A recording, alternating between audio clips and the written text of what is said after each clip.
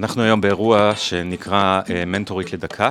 נפגשים למשך 20 דקות, כל פעם עם אדם אחד, יוצר שירצה לקבל מהם עצה, תמיכה, שאלה. 20 דקות, בארבע עיניים, עם אותו מנטור. אני חושבת שיצירה צריכה לנבוע מתוך הנפש.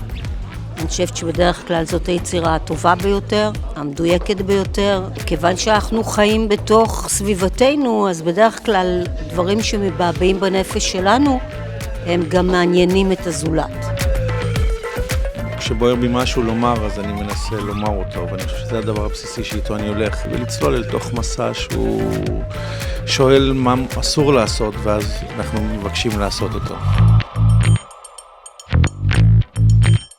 לנסות דברים מתוך האינטואיציה הכי עמוקה שיש לכל אחד מהיוצרים. פשוט, באמצעים לפעמים הכי פשוטים, להעיז ולנסות דברים מול קהל, כי תיאטרון הוא תירוץ למפגש אנושי סך הכל. דבר ראשון, תבררו טוב טוב טוב עם עצמכם מה אתן רוצות, תהיו מאוד מדויקות ברצון שלכם, מאוד. זה לא יכול להיות כללי, זה צריך להיות מדויק, ואחרי שהבנתן מה אתן רוצות באמת, תיכנסו ברבק, בסוף הקיר שובר, ככה זה עובד. להיות קשב לכל הצוות, לתאורה, למוזיקה, לבימה, לשחקנים. צריך לחבר את כל הדברים האלה ביחד לדבר שהוא שלם, דבר שהוא אחד.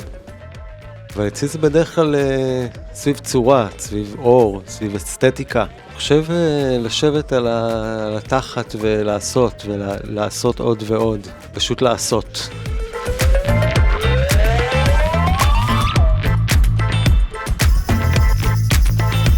אנחנו מקווים שאנחנו תורמים קצת לעשייה הצעירה.